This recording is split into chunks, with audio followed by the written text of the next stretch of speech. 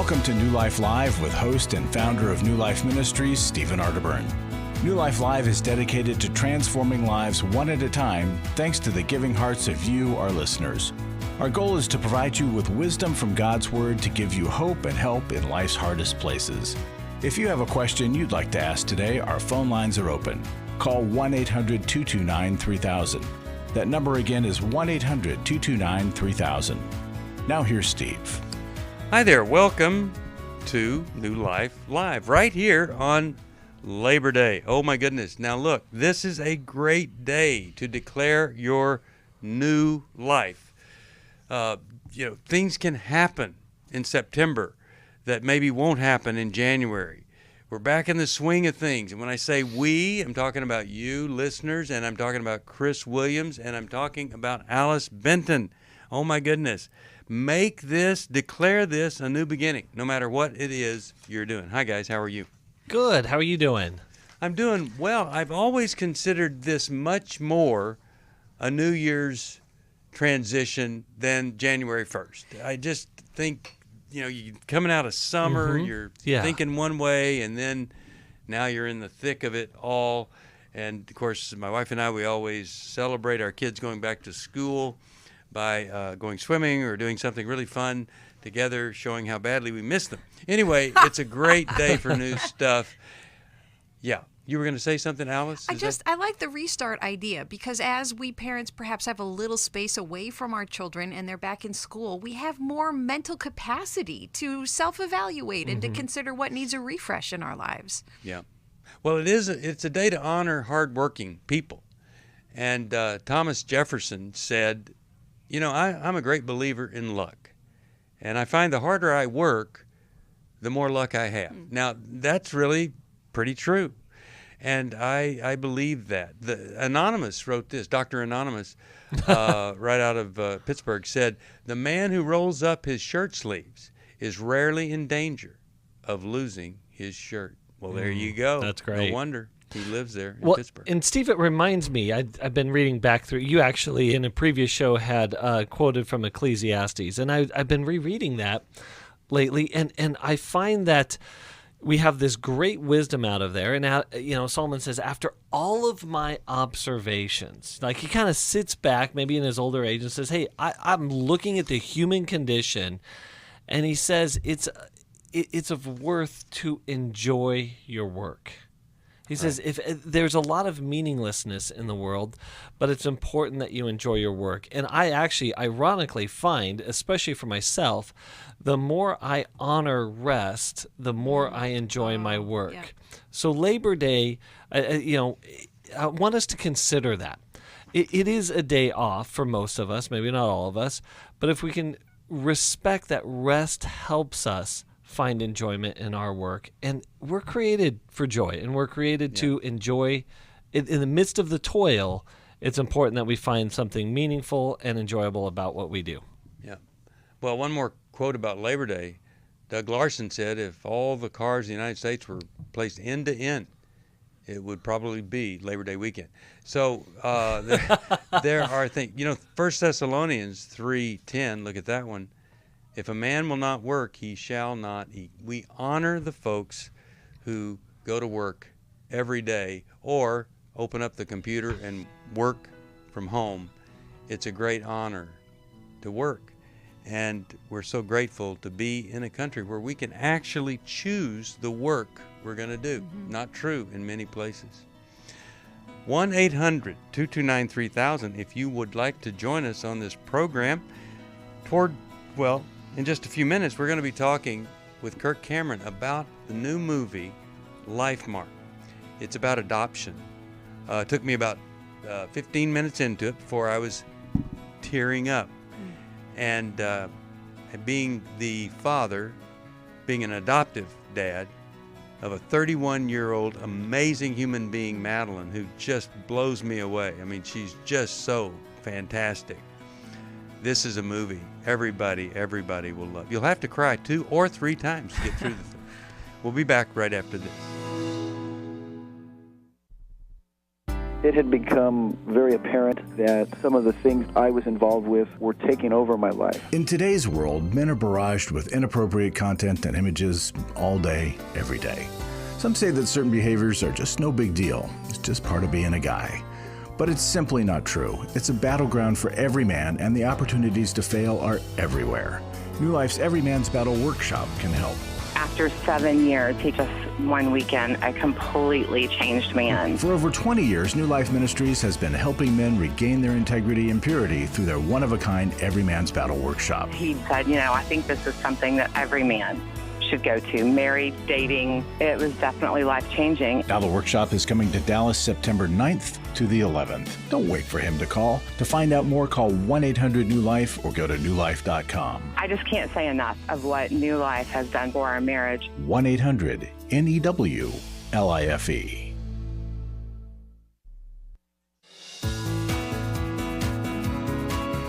To find out more information about New Life or to order any of the resources mentioned on today's program, call 1-800-NEW-LIFE. Now back to New Life Live. We are back. Steve Arterburn here, Alice Benton, Dr. Alice Benton, Chris Williams, and our special guest. I'm so delighted to have Kirk Cameron with us. Kirk, how you doing? Hey, I'm doing great to talk with. How are you? Doing okay. I just think you're one of the bravest, most courageous believers in the world. You've been in a lot of movies.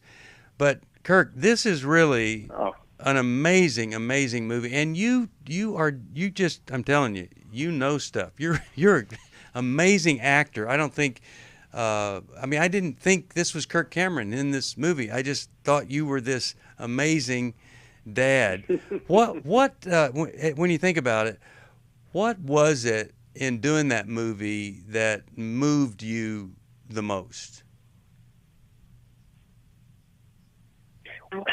First of all, thanks for your patience. I'm up in the woods in the mountains here, and so our connection has us maybe delayed just a bit. But this is such a special movie on a couple of different levels for me personally. I mean, I was in the movie Fireproof, and marriage was important to me. It still is. My wife and I have been married for 31 years. We have 6 children, grandkids, I hope, are on the way. But in our culture today, who would have thought that Roe versus Wade would be overturned? And right on the heels of this monumental Supreme Court decision, here comes a movie in the theaters that celebrates the value of life in the womb and the beauty of adoption. Yeah. I mean, this is so providentially timed, I can hardly believe it. And then also, my wife and I have 6 children. 4 of them are adopted, and my wife is an adopted child. So they were all one doctor away from not existing. And if my wife hadn't been born, either would our 2 natural-born children be in this world. There you go. Oh, it's just that's story. So cool to hear that. I love hearing that. Yeah.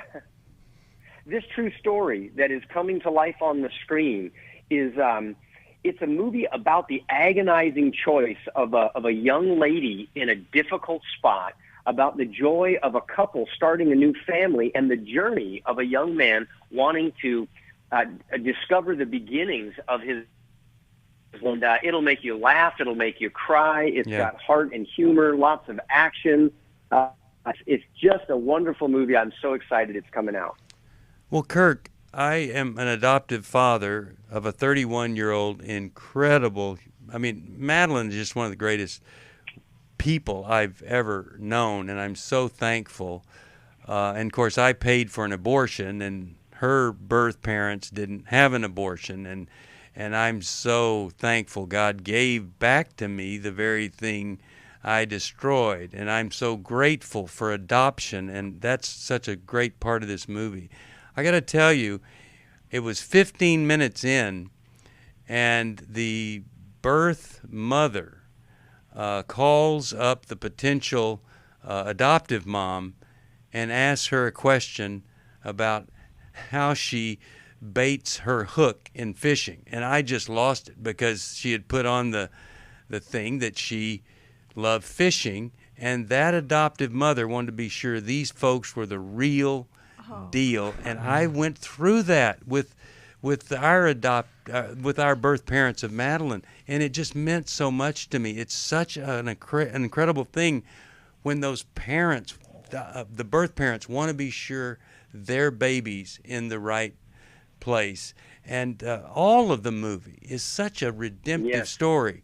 And as you say, true story, but not just true in the movie. It happens thousands of times in a year in this country, and I'm grateful for that. Now, Kirk, you and your wife have adopted these kids, and they're, I suppose, great kids. Why do you think people don't consider that option so much? It's such a great option. Well, it is a great option. Adoption is at the heart of God. He adopts us into his family, not because we're children by blood or by DNA, by right or by moral status or any other qualifier. God chooses to bestow his love on us, and when we respond in faith, we become his sons and daughters. And if that's at the heart of God, it should be at the center of our hearts as well, especially as believers.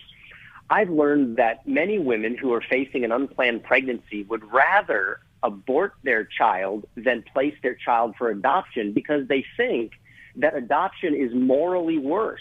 It makes them feel, many women, like they're a bad mother for what appears to be abandoning their child. So they'd rather just take care of it before it's born. But LifeMark demonstrates that a pregnancy, even one that is unplanned, can be redeemed by God to bring so much joy and purpose to the world. Think of Jesus. He was the result of an unplanned pregnancy from Mary's human perspective. But of course, from God's perspective, Jesus is the Savior of the world, and Joseph had to step up to the plate in faith and stay with Mary, and he adopted that boy into his family. Think of Moses. He was going to be aborted by government decree, and yet God had different plans for him through his adoption. And of course, that's true religion, taking care of widows and orphans, the fatherless in their time of distress. So if people will take a step of faith, we can begin to heal and restore the family through God's answer to abortion and fatherlessness and the breakdown of the family through adoption as one of the many ways that we can begin to heal the family and heal our culture. Well, Kirk, it is so wonderful to hear that you know your stuff about adoption because you've got these kids, but you're so articulate. You're not just an actor, but you're so articulate about this. And, I'll just mention this about adoption in the Bible. In the Old Testament, a father could disown his son. Just say, you're not my son anymore. But if he adopted a son, he could not disown his adopted son. It was actually a stronger bond than the birth son. That's the way it is with God. He adopts us in, and he's not going to let us go. Anything else you want to add before we go, Kirk? Thank you for joining us, but it's a wonderful movie. What would you like to say as we close out? Well, I am so grateful to be talking with you. I'm so grateful for the work that you have done over the decades and to help us with issues in the family as men and women and marriage and everything. I would say that for people who are looking at our culture and wondering, what can I do? How can I be a part of a solution? Well, one of the things that we recognize that the stories we tell shape the hearts and minds of people, particularly young people. And this is a story, LifeMark, that celebrates the value of life. It's not a giant political statement. It's not about the ugliness of abortion. It's about the beauty of someone taking a step of faith and having one choice can impact the lives of countless people. And it's a movie that is pro-abundant life, pro-family, pro-love, pro-forgiveness and reconciliation and new beginnings. So bring your friends, bring your church group, your small group, and go see this movie to support the stories that can actually champion and nourish life. Amen. Kirk, one final question. I don't see it. Do you know the premiere date on the movie? I missed it in my notes here. Maybe I'll find out before the end of the program. So if by the premiere meaning when is it initially available in movie theaters? That's September 9th. Okay, and perfect. It will be in theaters for at least 5 days. But going to see it opening weekend is key, because that's when the theaters decide whether or not to keep it longer and open it up to more theaters. So if at all possible, go see LifeMark September 9th or 10th, which is opening weekend.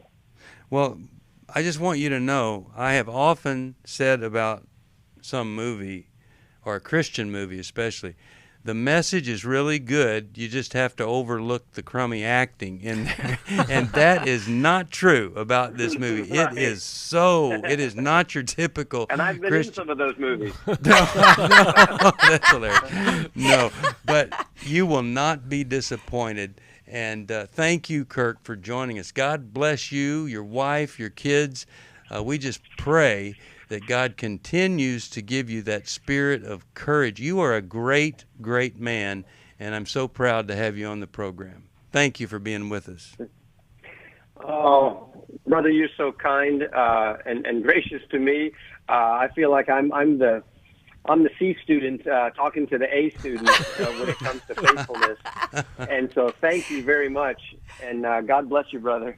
All right. Thank you, Kirk. Well, you just have to go see this, everybody. And as he said, September 9th is the day to go, because it really matters when that movie is available first. So we believe in this movie. When you see it, you'll go, oh, well, no wonder New Life was talking about that movie. It is fantastic. It is wonderful. Steve, we women and our daughters need this reminder that there is another solution to an unplanned pregnancy, no matter how it has come about, and that there is a better hope in God's way of handling an unexpected pregnancy. So mothers, please bring your daughters to see this movie. Please do. It's wonderful. Gene has been holding on a long time, Fort Worth, Texas, Sirius XM. Gene, how you doing? And thanks for holding on. How could we help you today? A diesel truck just pulled up near me, so I hope you can still hear me. Okay, we can. Love it. We're in Texas, you know. Yeah. Yeah. So a little background before I ask my question.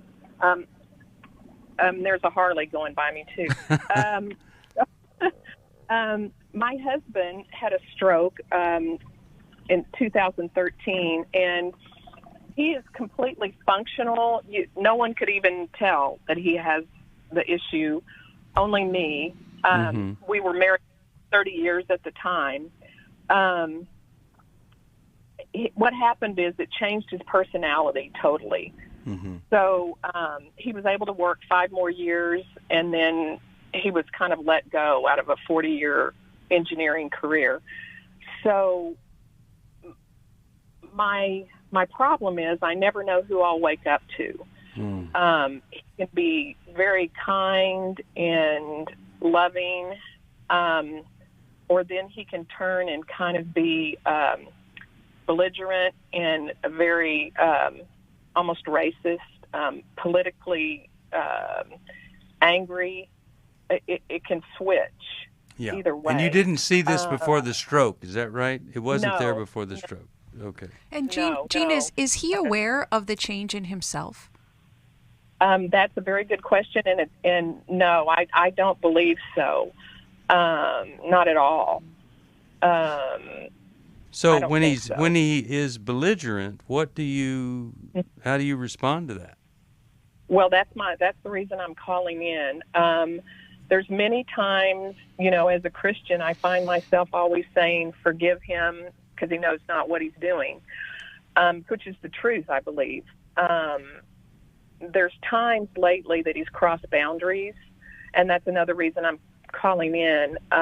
We got an RV. We went camping because I thought this would be really good for us. He can step up. He knows how to hook it up. He knows how the ins and outs. But we were in a situation in traffic, and I said, something like kindly, I said, you don't have a stop sign or something like that. And there was cuss words and yelling at me, and he can't multitask. So that was very complicated for him to listen to me and watch the traffic. Yeah. Okay. And so I guess I had to talk to him and say, this is not acceptable. So that's kind of the answer to your question. I will talk to him if he crosses boundaries. Well, what is your question for us? What direction can I take my feelings with what's going on, since I just don't know what to expect. Okay. And so it's tearing me up inside. Sure. Yeah. Wow. Yeah. All right. I got a couple ideas for you. We will take this break. If you need some help, it's 1-800-NEW-LIFE. And a gift of any amount, we're going to send you 100 days to freedom from shame. We'll be back. Hi, Steve Arterburn here. The thing that we've been doing here for over 3 decades is trying to help people see there is a better way. And I don't know of anybody that doesn't have something that they couldn't be working on. The Repurpose Life online conference is Saturday, September 24th. The topics addressed are for anyone who wants to move from the pain and struggles of the past towards a healthy, happier future. Steve and Misty Arterburn, Chris Williams, and Becky Brown will cover topics like how to move from past hurts and trauma, building your community, codependency, failure and recovery, recovery from the pandemic, and much more. The Repurpose Conference is something I'm really excited for because it really is addressing the life recovery process.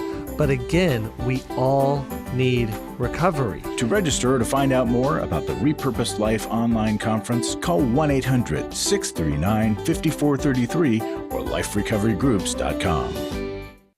Chris Williams on coaching. Oftentimes I get asked, what is the difference between therapy and coaching? The biggest difference between the two is that a therapist is going to be looking for a diagnosable mental health condition, whereas a coach is going to look at a particular issue and help a person work through that. If you need a coach, call New Life today and ask about the New Life Coaching Network. Our coaches have been trained and screened with the same intensive process we use for our network counselors. If you're looking at an issue in your life that you just kind of want to change, whether it be your weight or leadership or other areas of behavioral patterns, check out coaching. There can be some really, really helpful things for you. Take control of your life and take action to achieve your goals. Call 1-800-NEW-LIFE. That's 1-800-639-5433 and talk to us about getting a New Life coach.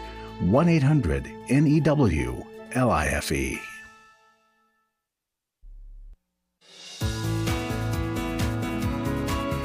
We'd love to hear from you. If you have a question or a comment, call toll-free 1-800-229-3000. Now back to New Life Live.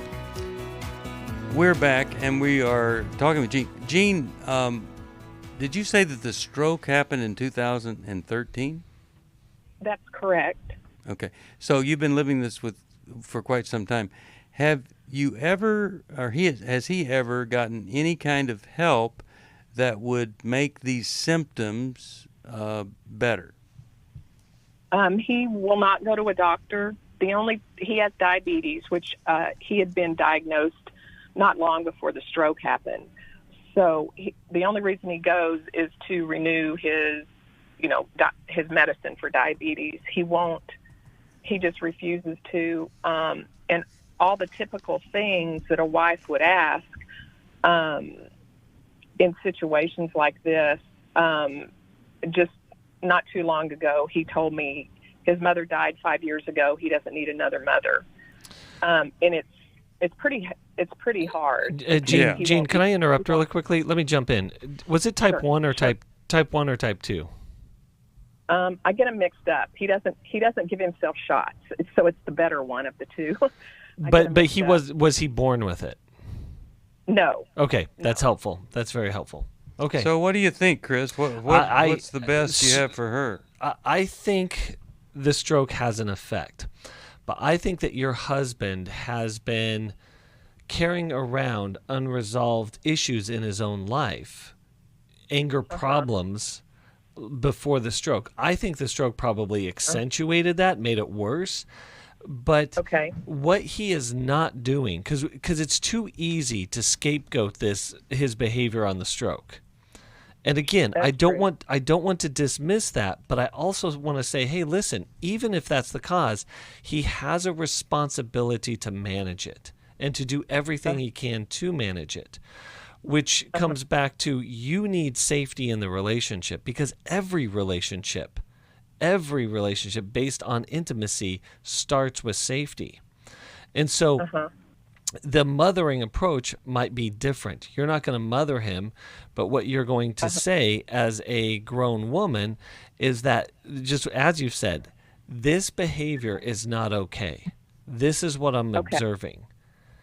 And for us to be close and for us to continue to build our life into these years together, this is something that needs to be addressed, and you need to do something to address it. Okay, and what if he refuses? Then I think it's time to strategize how you will limit your exposure to him. You will probably have to start drawing back from him in some ways, hoping that your absence on different levels motivates him to make a better choice about the doctor. How infuriating and crazy-making that he will not see a doctor. And I agree with Chris. It is so likely that the seizure did affect his brain. We know that extreme personality changes can take place after there is brain damage, so that's certainly documented. But his unwillingness to get help when the brain has plasticity, it can be renewed, and there are different parts of the brain that can take over for another damaged portion of the brain. But it does take particular and pointed action to help heal the brain. And I would consider, even though I know he's refusing at this point, but biofeedback and eye movement desensitization and reprocessing, our own Dr. Amen, and brain scans. There's so many ways to see what happened to his brain and what can we do to improve it. But you'll likely have to require it and back away from him if he is unwilling to get the help that he needs. So I really require it. I feel badly for you. I feel badly for you because you live with him and you have really made peace or kept the peace. And, you know, God doesn't honor peacekeepers. He honors peacemakers. And you're going to have to do something for your husband to live in peace within himself, which then, of course, is going to make life more peaceful for you. It's going to be hard, but I would do this first. I would research and find the best resource for, you could say, brain restoration after a stroke or emotional stabilization after a stroke. He's not the only one that this has kind of tipped the balance here, and all that stuff that was already in him starting to come out. But I would find the best resource possible. You live in Dallas-Fort Worth. There are so many great resources there. I would do that, and then I would talk with the resource, be sure you think they can help, and then I would tell him, this is what I've found for you. This is what I'm going to take you to. And if you don't, then you've got to figure out what you're willing to do if he doesn't. But the more forceful you can be, the more you can demand of him, even though he won't do a thing, you have to come up with a consequence for him not doing it. And that's the tough part. I hate to see how hard this will be for you, but it's going to take a hard thing to produce a good thing, a new thing for him. Chris. And Gene, you had mentioned that, like, this behavior from him has built up inside of you. And that's a great question. What do I do about this? You got to offload it. I would seek out a really good therapist in your area to help you work through what your insides are carrying as a result of his behavior, as well as what Alice was saying is, how do I start implementing and negotiating protection around proper boundaries? And that's a skill we got to learn. It's typically not something that we come to the table already having. Well, some of you listening, you got to ask yourself, are you him? And are you missing out on something redeeming? For most of my life, I've been dealing with an opiate addiction. Why is opioid addiction quickly becoming one of our nation's biggest killers? Maybe it's because it isn't only those who are addicted who are in denial. We did what I see so many parents do, is it can't be an addiction. There's something medically wrong. It's impossible to solve a problem when you don't know what you're up against, and families will try to find any explanation except the one that will put them on the right path. Alcoholism and drug addiction is a family disease. It doesn't affect just the individual. If someone you love is abusing painkillers, know what you're up against. It's time to admit it's addiction and seek treatment. Call us today at 1-800-NEW-LIFE. We have Christ-centered partner treatment centers around the country. Call 1-800-639-5433 or visit us online at newlife.com. We just made a decision. We will do whatever it takes. 1-800-NEW-LIFE. I was really living a very anxiety-filled life. I turned on New Life, and the topic that day was about anxiety. And just by listening, I got relief. You can help New Life stay on the air by joining Club New Life today. When you sign up to support us monthly through Club New Life, we'll send you the new member thank you gift of the Life Recovery Bible personal size, the 1-year Life Recovery Prayer Devotional, the New Life Journal, a New Life pen and highlighter, and a New Life zipper tote to hold it all. Plus, there are ongoing benefits like access to the Club New Life video library, the monthly Club New Life CD or download, quarterly resources, free shipping on purchased resources, and discounts on workshops. Call 1-800-NEW-LIFE. That's 1-800-639-5433. Support Club New Life, and together we can help hurting people find help and hope in life's hardest places. Call 1-800-639-5433 to join Club New Life today.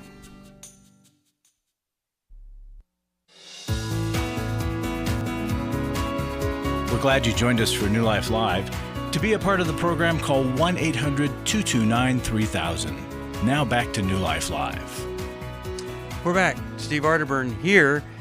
And I hope, Gene, I'm going to send you Every Man's Bible. I hope he will read that. I'm going to send you Take Your Life Back, because you don't want to be owned by this horrific thing. You want to resolve it. I hope it'll give you the courage to do that. So I'm so glad you called and hung in there with us.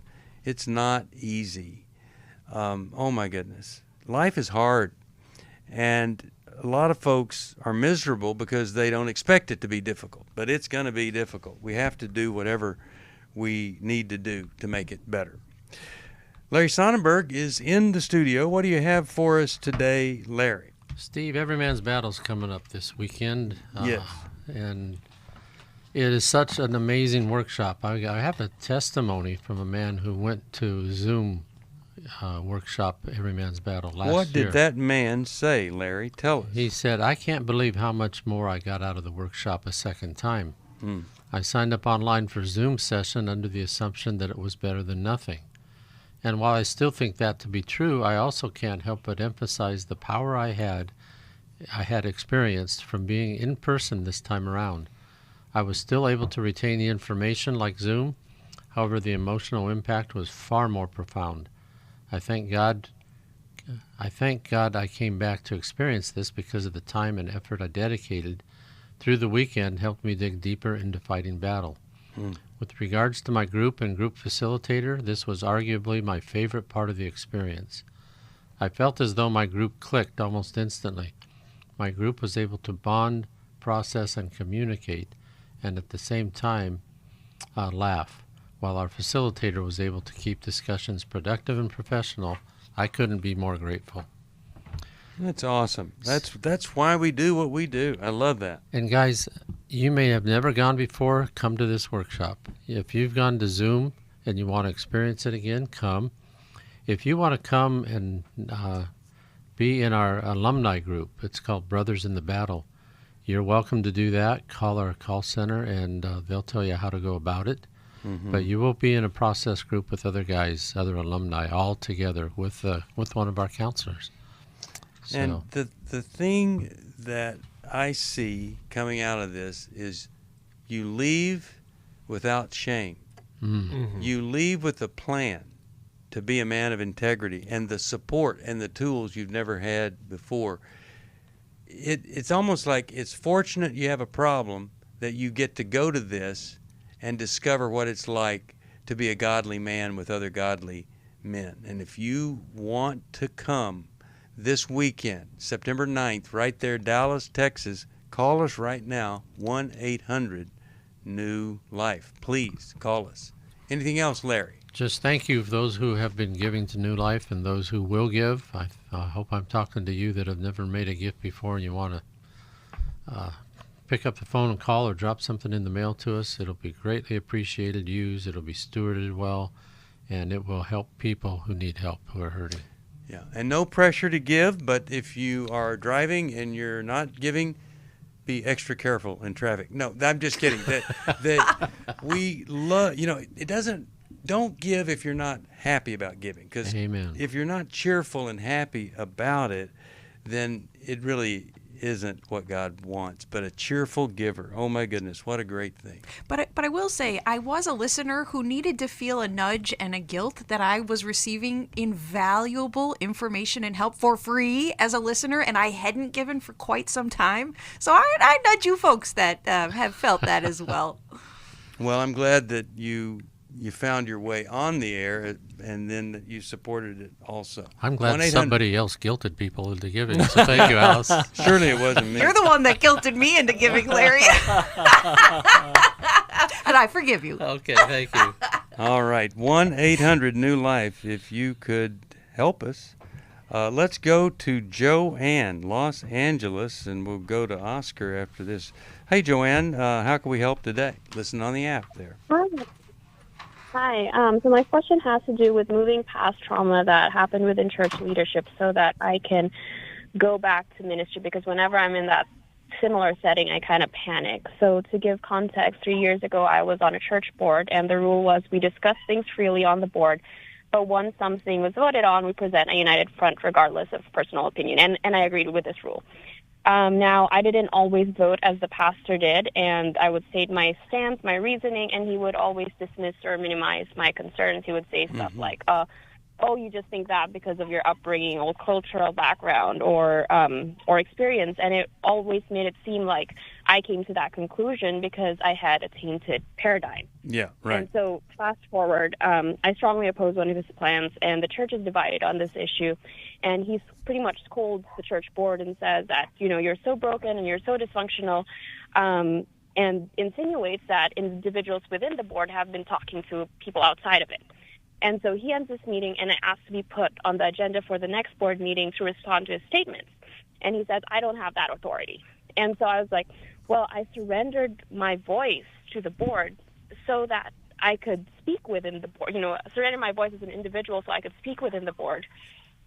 And now you're telling me I don't have the authority to even do that. And so the next meeting rolls around, and he says, he goes close to that topic, and I said, can we discuss this? And he says, no, you can't talk about this. And nobody else came in my defense. And these are people who pretty much know me since I was 11. Okay. So I get a go ahead. No, ask us the question, because we hear this over and over again. How could we help you with a man who really is not a very good pastor at all? So I left that church, and I moved to a new church, and this whole time I've just been feeling that things have been going great, and I just had this feeling of when is the axe going to fall? When are things going to turn sour? Mm-hmm. Yeah. And then a month ago, my pastor leaves, and I'm asked to be part of the church, the interview process for the new pastor. Right.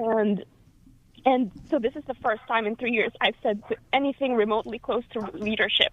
And as soon as I say it, I'm just filled with so much anxiety, and like my stomach's turned sour, and I have this weight on my chest, and I don't want to approach ministry like that. So Joanne, anyway, Joanna, let me jump in. Okay, I want you to pay attention to that weight on your chest, okay? if that weight on your chest had a message about you, what would it say? That your concerns aren't valid. Exactly.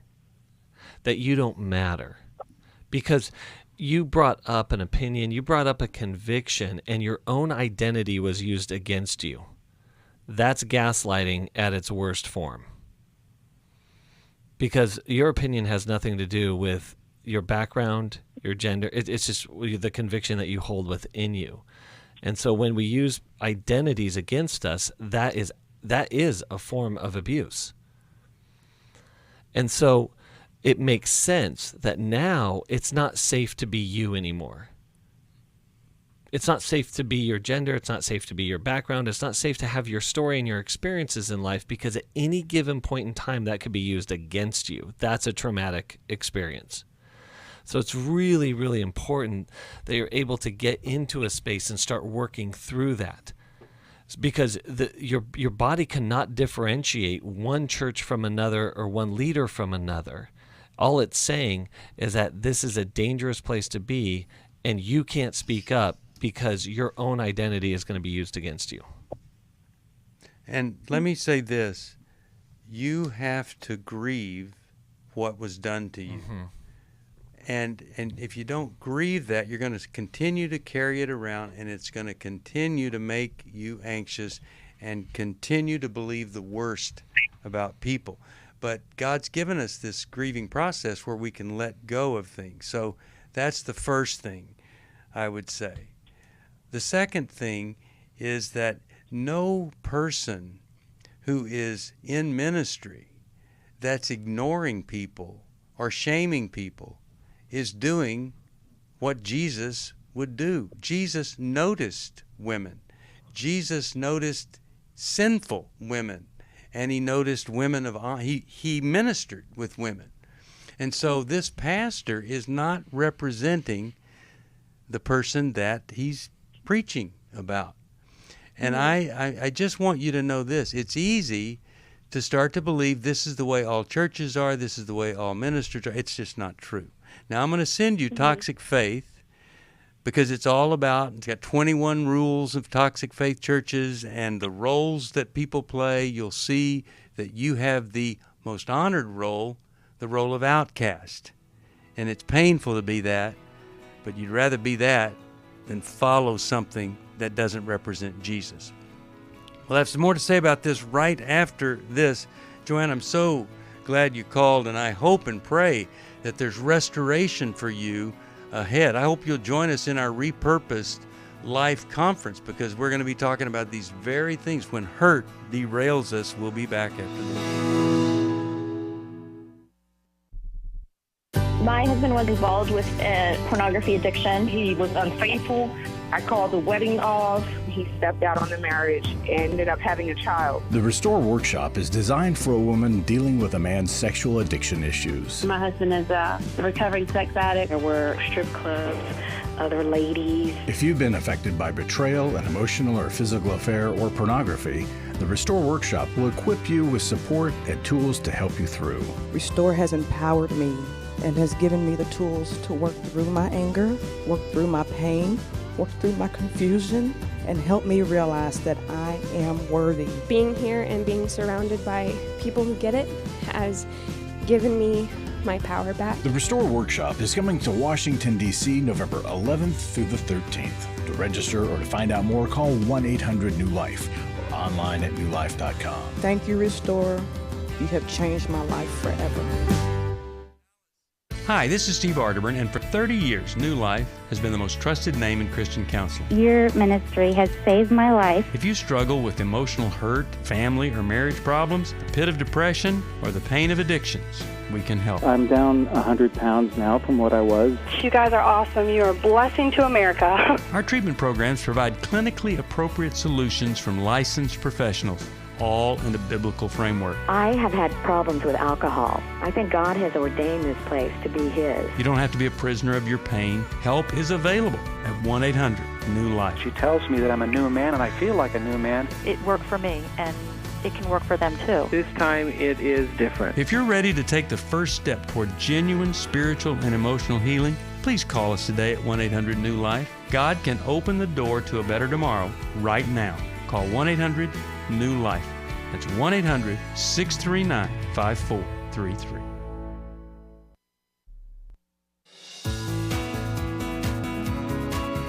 To find out more information about New Life or to order any of the resources mentioned on today's program, call 1-800-NEW-LIFE. Now back to New Life Live. We are back, and before we go back to Joanne, we do have a river cruise in October. You can still sign up. It's pretty exciting what we're going to do. They've taken off all the restrictions. All of the excursions that are so expensive are all included in this. Pretty amazing. You can find out about it at 1-800-NEW-LIFE. You can also, and isn't this interesting that this is our giveaway, 8 principles for rebuilding trust after being betrayed. That's what I'll give you. I'll send one of these to Joanne. But Alice, you have some things to say to Joanne. Oh, girl, I want to sit down and have a cup of coffee with you because I want to remind you of a few things.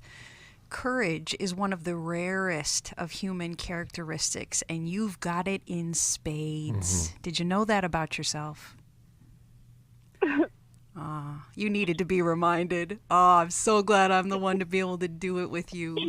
Oh, woman, you are willing to face your fear and to speak truth when it doesn't want to be heard and when it's not accepted, when it's rejected. And here you are trying again already, going back into a role of having a voice in a church. You can't be stopped. And the enemy wants to stop you. Because you're working against him and you're defeating him left and right. Mm-hmm. That was actually my second question, because he just got assigned to be the interim pastor of my church. Your old pastor that did this to you? Yeah. Oh. Yep. And so, Bummer. so I wrote an account saying pretty much everything that happened, and I sent it to the pastoral search committee and said that, I'm stepping away from everything. I can't be in church. I can't be anywhere near him. And so part of me just feels like a coward for doing that. It is not cowardice to recognize danger and to choose a safer path. You have done what you could to address the evil in the midst there, and that evil is being allowed to continue. And so I would pray about it and consult with your wise people about it, but it is not cowardice to protect yourself from unsafe people. And you still spoke the truth. And you gave a reason. Cowardice would just be to cut and run and not do anything. But you said, hey, I can't participate in this, and here's why. That is a profound act of courage. The Bible actually says a wise person sees danger and takes a different route. Of course, sometimes we're called to face danger, and you have. But what was their response when you said, I'm going to withdraw because I can't be part of this? What was the response to that? So about 15 people received this report, and 5 of them just responded with so much love, and I didn't expect that. And then one of them, who is the person who assigned him to our church, pretty much said that was like, I sympathize with you, but the words that he used was your narrative, your account of things, and then pretty much spoke his praises, the pastor's praises, and all his other attributes of why pretty much like people who stuck it out at the former church applaud him, and he did a really great job there. Let me just tell you what I would expect a healthy pastor would have done. When the issue that you had came up and someone told him, we have this person that we really trust, she's part of our ministry, but she was with you before, and she's going to resign because she can't support you. She has all these problems. What I would have expected from a godly man to say, oh, yes, I remember that. I want to meet with her. Maybe we could get a couple of you, a woman, a man. I would just love to talk with her and hear what her concerns were from her, And, she had some valid points back then, but I've made some changes. I want to share that with her. See, that's what I think, it's what I call brilliant humility.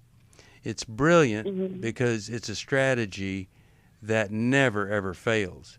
And it's a brilliant humility because people see that. What a sad thing for the response to be what it is. So I'm gonna send you Healing is a Choice. I'm gonna hope you can grieve through this. I would get with even a trauma specialist therapist because you don't want this man taking up space. And given the response that you've been given, it might be time to find another church. Yeah. Don't judge this horrific chain of events and then never be in church leadership again. Keep going. Alice, final thought here? Truth tellers like you get beat up and bruised. And so I also want you, if you haven't yet, to build your team, your sisterhood of women who will be there for you, because you're going to keep telling truth. I know that about you. And you're going to need a team behind you because you will face trouble and struggles with it. You sure will. And I'm glad you called, and we'll get you some materials that can help. I really believe that. There is a term for people that don't listen to wise women who have this other power, in women's intuition. There's a reason that that's a phrase, is because it's real. And the term for people that don't listen or respond to that is a technical term called foolish. That's what it is. They're foolish. So I would hope and pray that something dramatically good would happen, and that there would be an intervention to where she could be in leadership and be comfortable with that. But also I hope that perhaps it's time for her once again to move on and resolve this as she does. I'll send you Healing is a Choice. I'll send you Take Your Life Back. I hope and pray something good will happen. Well, we're out of time. Before we close out this time, let me just remind you, we've got some amazing workshops coming up. And maybe you don't have a sexual integrity problem, but maybe your husband does, your son, boyfriend, friend. September the 9th, it's this weekend, from Friday to Sunday, people have transformed the total direction of their lives by going to Every Man's Battle. And then we've got Repurposed Life, our Life Recovery online conference, September the 24th. Intimacy and Marriage, October 21, Restore, November the 11th. Thinking about what just happened there, here's what 1 Peter 5:6 says. Humble yourselves, therefore, under the mighty hand of God, so that at the proper time He may exalt you. Brilliant humility there. That's the direction from Peter. So if we don't humble ourselves, we subject ourselves and we're open to humiliation. The protection from humiliation is humility.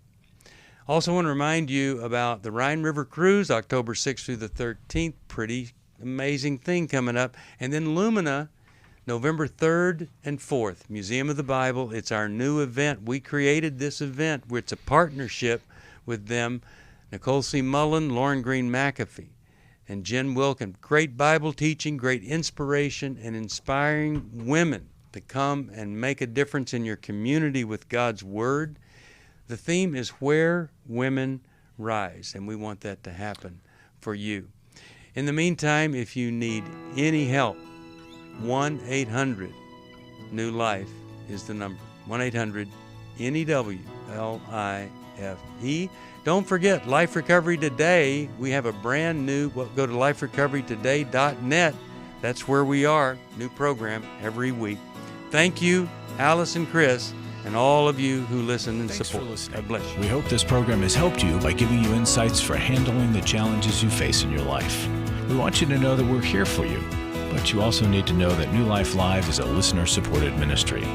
To make your donation or to get any of the resources mentioned on today's program, call 1-800-NEW-LIFE. That's 1-800-639-5433, or write to us at New Life Ministries, P.O. Box 1029, Lake Forest, California, 92609. Please join us again tomorrow for New Life Live.